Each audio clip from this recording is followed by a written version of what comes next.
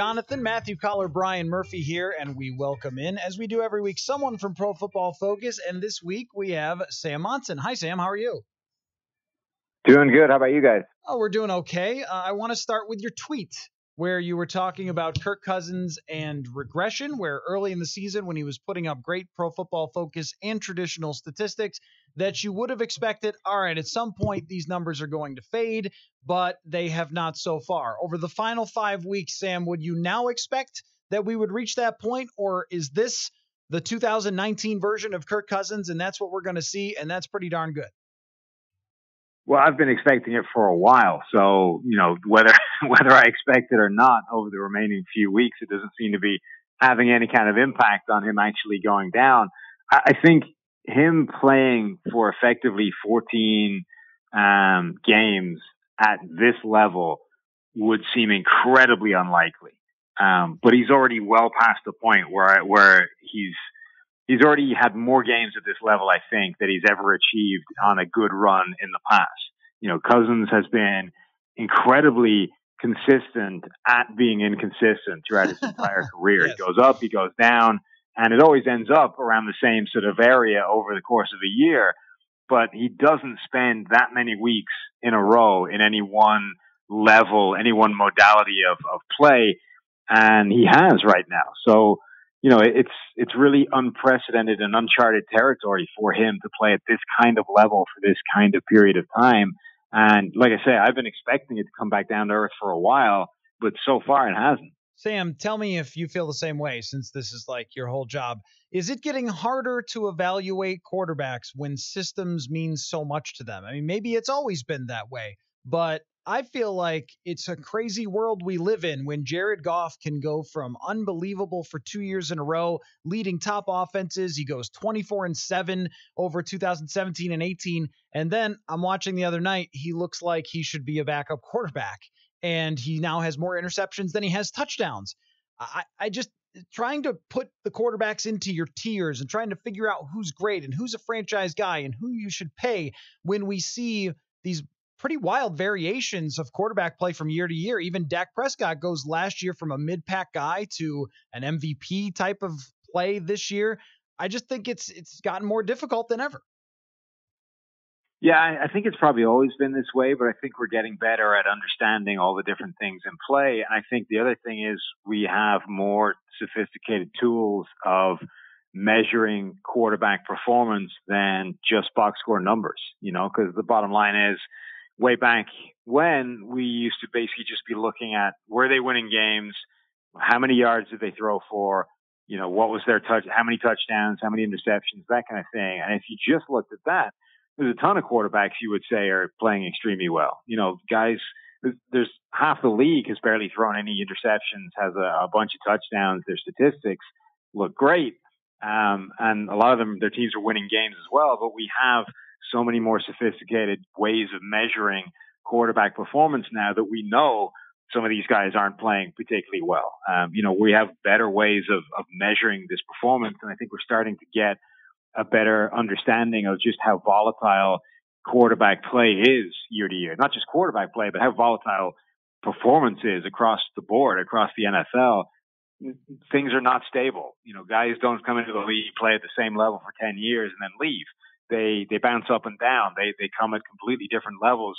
Guys can have outlier seasons. It doesn't seem like it should be possible, but people can perform at a completely different level than you expect for an entire year and then revert back to somewhere closer to their baseline. So, yeah, I suspect this has always been the case for quarterbacks. Sam, last year the Vikings went out to Seattle and played awful offensively, lost on Monday night, and it essentially ruined their playoff hopes, and ended up getting offensive coordinator John DeFilippo fired and having Kevin Stefanski ascend to that role.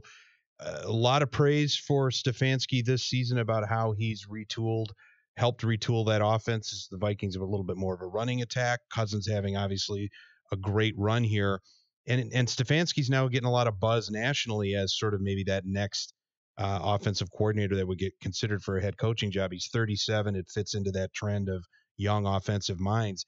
Is he getting enough traction nationally to, do you think, land himself a job should the Vikings make the playoffs?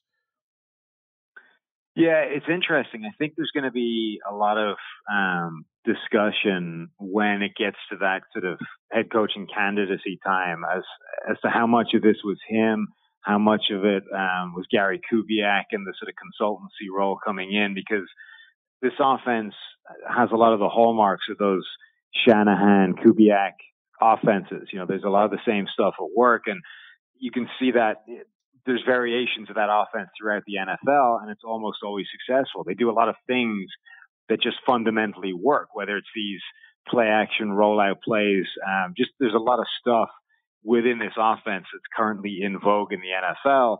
And I guess, you know, to a degree, it doesn't necessarily matter who's bringing it to the table, as long as he's capable of bringing it with him if he gets a head coaching job somewhere else. But I think he's definitely setting himself up to be an interesting candidate for teams to talk to in the offseason. Talking with Sam Monson of Pro Football Focus. So, Sam, I was trying to figure out, based on the NFC playoff picture, who the Vikings would most and least want to play, because these 6 teams look like they're going to be these 6 teams, unless the Eagles come back and go over top of Dallas Cowboys, which with Jason Garrett coaching, that's always possible. But it looks like it's going to be San Francisco, New Orleans, Seattle, Green Bay, Minnesota, and Dallas in the playoffs. I would put San Francisco as the team that Minnesota absolutely does not want to face. Would you agree with that? Yeah, I think so. I think they have the best defense of the group. And for that reason alone, I don't think you want to be facing them. Yeah, for sure. Now, on the other side of that, is it a hot take to say Green Bay would be the team you'd want to play? No. I mean, I think the Green Bay team, I think overall they're starting to lose a bit of their luster as the season goes on. You know, Rodgers has not been playing amazingly. The defense we thought was going to be a strength of this team earlier in the season, it looked like the thing that was carrying them. Suddenly, that's looking an awful lot less convincing. You know, the defensive front isn't nearly as dominant as it's been. The back end is giving up a lot of passing plays. They can definitely be got at. And, you know, Rodgers, as well as he can play sometimes, doesn't tend to he's not at his best when he's trying to, you know, make a ton of big plays and execute comebacks. He wants to be leading from the front, where he can play his sort of extremely high level brand of conservative football, where he doesn't put the ball in harm's way and doesn't have to take risks that he doesn't have to make. Sam, Monday night, Lamar Jackson and the Ravens just continue to roll, and he continued to show why he's in the MVP conversation with, sort of the dual threat attack and dissecting the Rams. But on the Rams side of things, the regression of Jared Goff and that team as a juggernaut, what are we to make of that? How did that happen? Yeah, I mean, I think there's a lot of things gone wrong with the Rams at the moment. The single biggest thing, I think, is that their offensive line has fallen apart. It's gone from being arguably one of the best offensive lines in the NFL, certainly one of the best run blocking units, to now it's pretty bad. Andrew Whitworth is the only player of the 5 that's even playing average to above average football. One or two of the rookies have come in and looked okay, but that's been a real problem all season long. So Goff is under more pressure.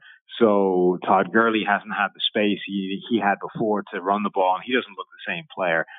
So nothing they're doing is working as well as it did a year ago. Added to the fact that I think teams are better prepared now to stop this offense than they were last season, and just they're kind of like the Browns were earlier in the season. All of these things are sort of magnifying all of the problems. They're compounding. Each error is compounding the last, or each problem is compounding the last, and the whole thing is it's a bigger mess than the sum of the problems. So, Sam, we were talking about this yesterday on the show. I'm curious about your take. I think that the Vikings would be a team that could be in danger of Ramsing, which would be, being a top offense and everybody's talking about how great you are and everything else. And then a year later, they might have the potential to drop off with that. If Kirk Cousins regresses, if Stefanski goes somewhere else, if Gary Kubiak decides he wants to go back to the ranch and raise cattle or something, right? Like, injuries haven't happened too much to the Vikings this year, aside from Adam Thielen being out. And then there's paying Dalvin Cook. There's the matter of paying Kirk Cousins down the road, which the Rams looks like they've made some mistakes there. Would that be a concern for you that the Vikings could buy into themselves too much from what they've done this year and ultimately down the road end up like the Rams. Yeah, a little bit. I mean, so this team is right now it's doing well, right? It's tied for the division lead. It's looking like it's heading towards the playoffs, but ultimately it does feel a little bit like it's built on foundations of sand. Kirk Cousins is right now playing the best football of his career, but all of the data we have before this point suggests that he is an average to above average quarterback at best. So relying on that going forward is probably not smart. Right. The offensive line may have taken steps forward, but it's still not good. It's certain, in fact, inside, I think it's pretty weak. Their cornerback situation is starting to get concerning. Xavier Rhodes doesn't look anything like the player he used to be. You can make an argument that their best corner right now is Holton Hill, who is like one mistake away from a long-term suspension again. Yeah. The cornerback situation is a major problem that they need to sort out going forward.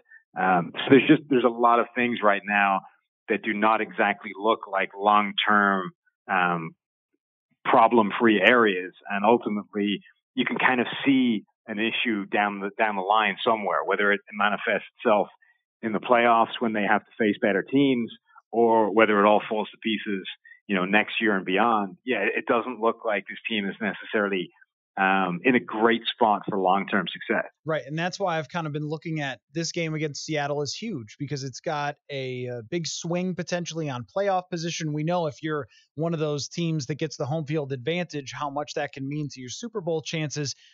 Aside from Russell Wilson being amazing, Sam, how good are the Seattle Seahawks, and who would you give the edge to in that game with Seattle and Minnesota? I think their offense is good. I mean, now that's largely driven by the fact that Russell Wilson is amazing, but they have some receiving weapons that are dangerous. They can run the ball, though their offensive line is, always not great. Their defense has been far from good. Even it's been a problem. But they've got some players that are playing well on defense. Both Griffins, Shaquille Griffin has taken a big step forward this year at cornerback. And then Shaquem Griffin, they're starting to work in as a situational pass rusher, which is actually a pretty interesting move by them. And I think the smart move, because that's where he was great in college. Mm-hmm. So it's interesting seeing him get a legitimate run at some offensive tackles on obvious passing downs.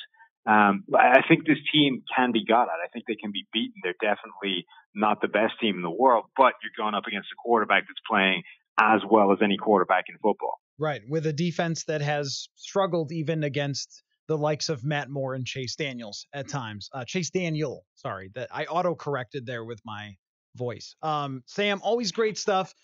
Great to have you on, and I missed a joke opportunity, so I'm going to make it anyway, that Foundations of Sand was my 90s band.